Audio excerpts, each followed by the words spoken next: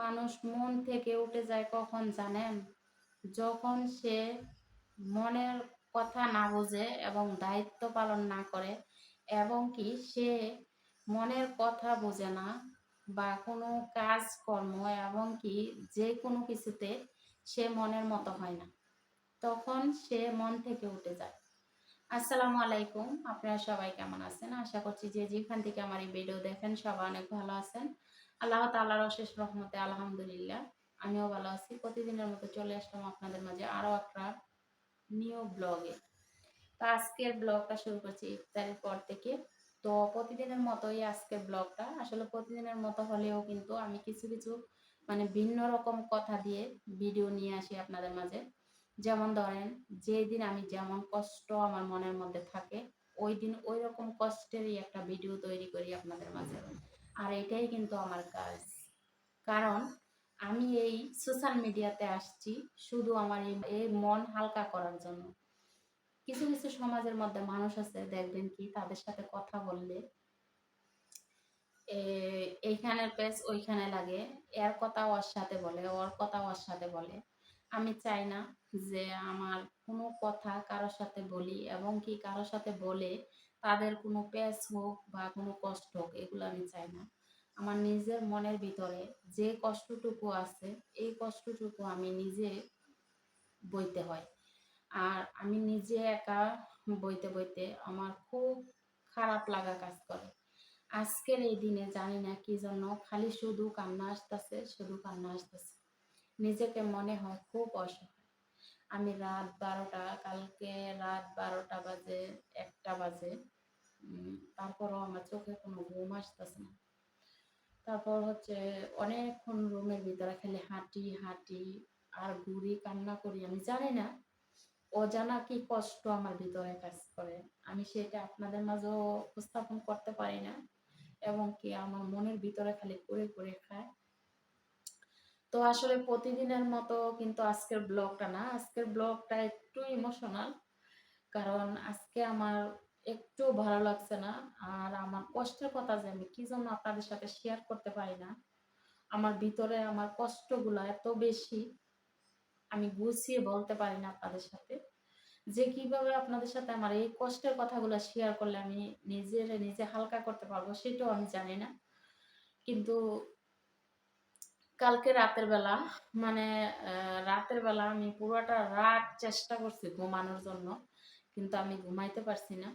আমার এই 2টা পা খালি চাবায় কামড়ায়, ব্যথা করে। তারপর হচ্ছে মানে মাথা ব্যথা হঠাৎ করে আমার এরকম লাগতেছে। তখন নিজে এই ফ্লাডের ভিতরে খুব কষ্ট মনে হইতেছে। আমার মনে হইতেছে যে আমার বুকের ভিতর কি যে চাপ লাগতেছে, আমার দম কিভাবে যাইবো, যখন এমন লাগতেছে আমার। তো আসলে এগুলা বিষয় যদি আমি নিজে একাকী ভাবে মানে কল্পনা করি, আমার অনেক খারাপ লাগে।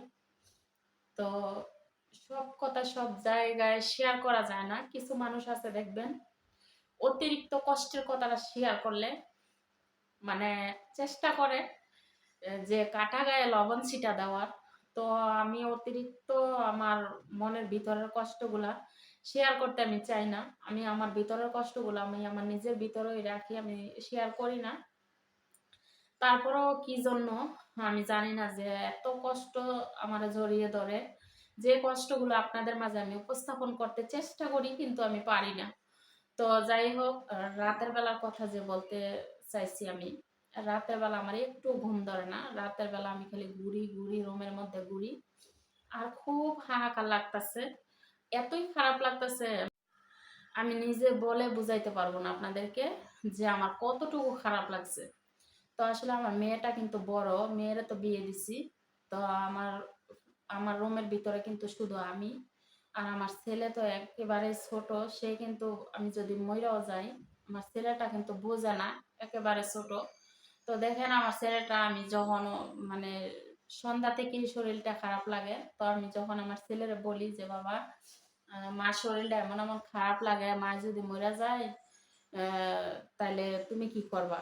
তখন আমার ছেলে আমারে বলতাছে যে মা, তুমি, আমি যতদিন ছোট আছি ততদিন তুমি মইরো না মা, আমি বড় হইলে তারপর। আর তখন আবার আমি প্রশ্ন করলাম যে তুমি বড় হইলে আম্মু মরে গেলে তোমার কষ্ট লাগতো না? তখন বলে আমি বড় হইলেও তুমি মরবা না মা, তুমি 100 বছর বাচ্চা থাকো, মানে ছোট মানুষ যেমন জ্ঞান ধরছে। তো এই কথা বলছি, তো আমার বাবু ঘুমাইছে তখন আমি রুমের মধ্যে খালি গুড়গুড় গুড়গুড় করতেছি, ঘুরতাছি, হাঁটতাছি, এটাতে মাঝখানে যায়, মাঝখানে তো ওই পাশে যায়, রান্নাঘরে যায়, মানে ওই পাশে রুমে যায়, মানে এমন করতেছি, কিন্তু আমার চোখে ঘুম আসতেছে না, এত খারাপ লাগতেছে। আর যে 2 পা এমন ব্যথা, তারপর মাথা ব্যথা, এত খারাপ লাগতেছে।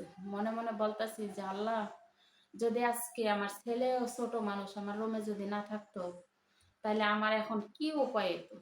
যারা কিনা আমার এত অসহায়, এত নীরব করে কষ্ট দিয়ে এইভাবে একাকিত ভাবে রাখছে, আমি তাদের জন্য আল্লাহর কাছে শুধু একটাই চাওয়া, একটা কথাই বলবো যে আল্লাহ, সব সময় তুমি তাদেরকে ভালো রাখো, আমার সহ্য পরিমাণে তুমি আমারে কষ্ট দাও, কিন্তু অভিশাপ করতে চাই না।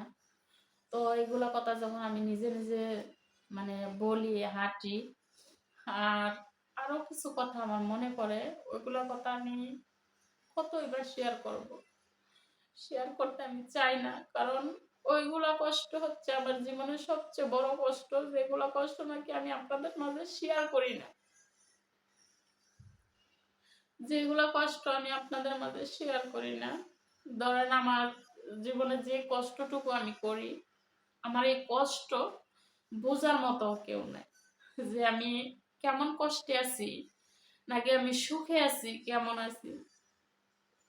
যে মানুষটার সাথে থাকলে জীবনে যত ঝড় তুফান আসুক খারাপ লাগে না, আর যে মানুষটার সাথে না থাকলে, আরো যদি আপনি রাজপ্রাসাদের মধ্যে ঘুমান, এবং কি আপনার আরো যত কিছুই থাক না, এই মানুষ আর এই একজনের দুঃখে আপনি খুব ক্লান্তি। তো কথা আছে না যে, যে একজনের সুখে আপনি আহ, খুব সুখী, আর এই একজনের দুঃখে আপনি খুব ক্লান্তি। তো তেমন আমার জীবনটা, যে এই একজনের সুখে আমি আহ, খুব সুখী হই, আবার এই একজনের কিছু কষ্ট দেওয়ায় আমি খুব ক্লান্তি হই, কখনো মনের কিছু বুঝতে চেষ্টা করে না। আরো যত কিছু খাই, যত কিছু করি, যেভাবেই আমি থাকি না কেন, মোটামুটি আপনাদের মাঝে যে ভিডিওগুলো আমি শেয়ার করি, কখনো কোনো ভিডিওতে আপনারা দেখেন না যে আমি খাবারের কষ্ট করি, না আমি কোনো পড়ার কষ্ট করি, না কোনো চলাফেরায়, না কোনো কিছুতে আমি কষ্ট করি না। আলহামদুলিল্লাহ, আল্লাহ আমার ভালোই রাখছে, আমি ভালোই থাকি, ভালোই চলি। কিন্তু কথার ব্যথাগুলা মনের থে যায় না। আর কেন যে এইভাবে নীরবে কষ্ট দেয়, এই কষ্টের কথাগুলো আমি আপনাদের মাঝে শেয়ার করতে পারি না। তো যাই হোক, আমার মনটা আজকে খুব ইমোশনাল হয়ে গেছে, আপনাদের সাথে শেয়ার করে ফেলছি কিছু কথা। তো যার কষ্টে আমি বেশি ক্লান্ত হই, যার সুখে আমি পাহাড় সমান সুখী হই, ওই মানুষটার কিছু কষ্টের কথা মোটামুটি বলে ফেলছি। তো জানি না আমার ভিডিও কে কে দেখে, এবং কার কাছে কেমন লাগে। যদিও বা আমার ভিডিওটা ভালো লাগে, অবশ্যই চ্যানেলটা সাবস্ক্রাইব করবেন, সাথে লাইক ডান করবেন, কমেন্ট করে আপনাদের মতামতগুলো জানাবেন। তো চলেন, আজকে আমি ইফতারের জন্য কি করলাম, এবং সেই টাইমে উঠছি, খাওয়া দাওয়া সেই টাইমে করতে পারি না। তো দিনটাকে কিভাবে পার করছি, এই অসুস্থ শরীর নিয়ে একটা কম্বল ধুইছি। তো যাই হোক, সবকিছু এই ভিডিওতে দেখতে পারবেন। চলেন দেখে আসেন কি কি করলাম।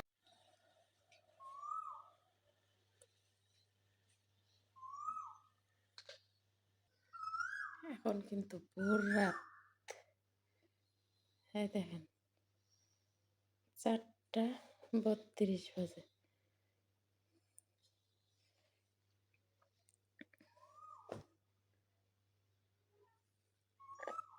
রাতের বেলাও মানে এই পাখিটা দেখছেন,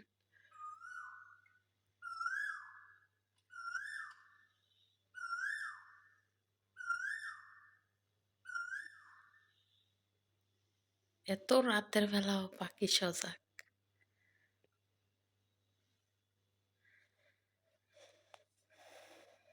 আমার ছেলে ওদিক দিয়ে ঘুমাইতেছে।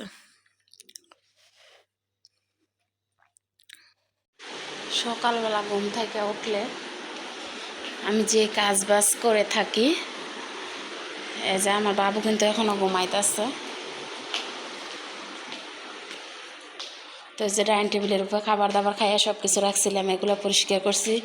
এই যে ছেলের জন্য সব কিছু দিয়ে সবজি খিচুড়ি রান্না বসাইছি। আর এদিক দিয়ে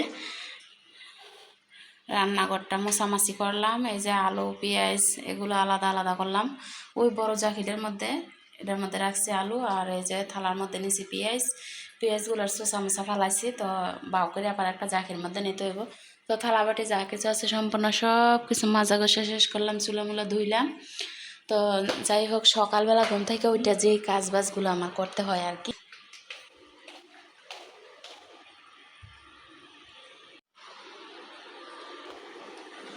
তারপরে আরেকটা কাজও আমি বলছি না যে একজনের বলছিলাম আমার ছোট ছোট কম্বলগুলো ধুয়ে দেওয়ার জন্য। তো যাই হোক, ছোট ছোট 3টা কম্বল ধুয়ে দেওয়ার কথা বলছিলাম, হ্যাঁ নাকি সময় নাই। তো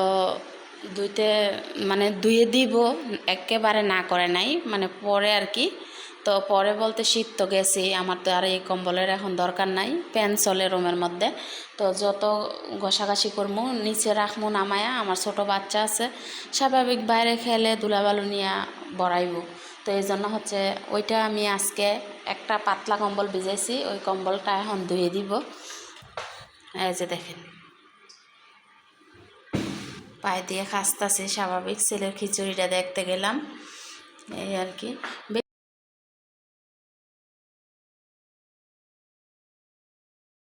আমার গায়ে যখন রাগ উঠামো, সব কাজ আল্লাহর রহমতে ইনশাল্লাহ আমি করতে পারি, সব কাজ। এদিক দিয়ে সসপ্যানে বসা দিলাম গরুর দুধ, একদম খাঁটি গায়ের দেশি গরুর দুধ। আব্বু তুমি এখানে আইসো কে? সকালবেলা ঘুম থেকে উঠে আমি যা যা কাজ বাজগুলা করি সেটাই আপনাদের সাথে আমার ছেলে ঘুমে থাকতে শেয়ার করি। তো এখন ঘুম থেকে উঠছে, ছেলের জন্য খিচুড়ি রান্না করছি, এই যে দুধ গরম দিলাম, এই আর কি আমার ছেলের সকালের খাবারটা আর দুপুরের খাবারটা। আর সন্ধ্যার সময় তো আমি কিন্তু অসুস্থ শরীরেও আমি কিন্তু রোজা রাখছি আজকে। সকালবেলা ধুয়ে দিছি কম্বলটা, এই যে পানি শুকায় গেছে, কিন্তু পানি টান্না গেছে। এতক্ষণ দিয়ে রাখছিলাম গ্রিলটার মধ্যে, রশির টান মানতো না, অনেক ওজন ছিল, যতই চিপি তারপরেও কিন্তু কম্বল এটা পানি ধরেই রাখে। তো এখন পানি টানছে, এই বিদায় হচ্ছে রশিটার মধ্যে দিতে পারছি। কষ্ট করে ধুয়ে দিছি, একটা হয়ে গেল, আর 2টা। চাইলেই সব কিছু করা যায়, কি বলেন ঠিক না?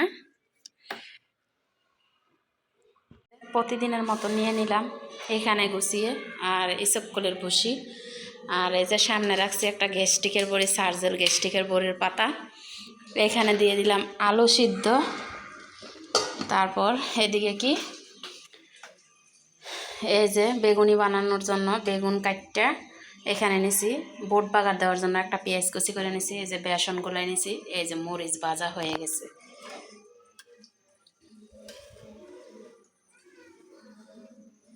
তো এখন চাইলে কিন্তু আমি বেগুনি বানাইতে পারি, আলু ভর্তা যেহেতু হয়েছে না। তো আসলে গরম কড়াইটা ভর্তাটা কইরা নেই, তারপরে হচ্ছে আমি একসাথে দেওয়া শুরু করব, প্রথম বেগুনি তারপর আলুর চপ। তো এখন অফ করে দিই চুলা, আর না হয় বেশি গরম হয়ে যাবে। ওইদিক দিয়ে আলু সিদ্ধ হয়েছে কি না হয়েছে।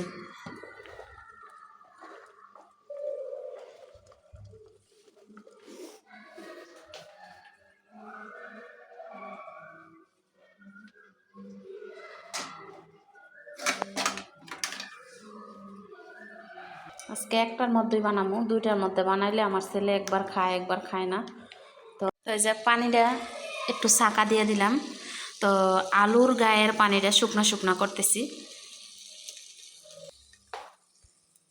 আমার ছেলে বাইরে যায় খেলতে আছে।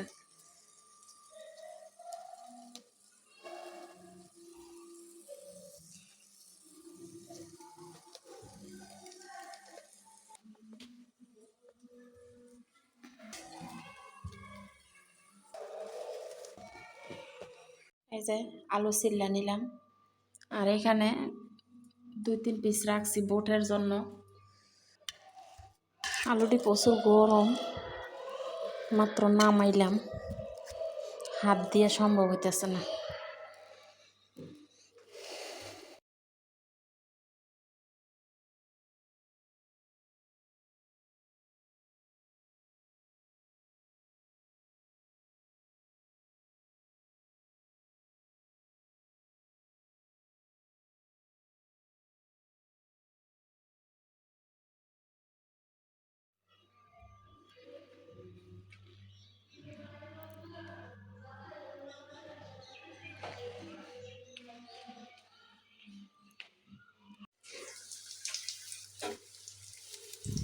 এই যে তাড়াহুড়ো করে কিন্তু আমি বাঁচতেছি।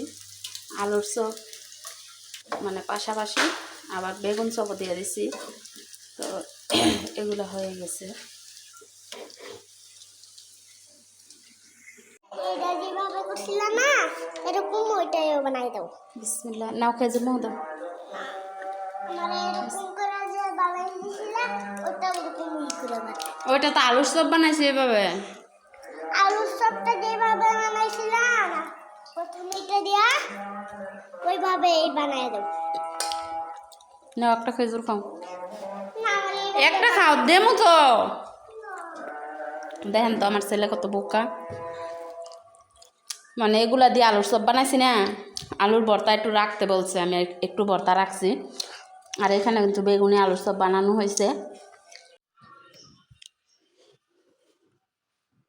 এই যে গ্যাস্ট্রিকের বড়ি একটা আগেই খাইয়া নিলাম, তাও এই শরবত দিয়ে খাইছি।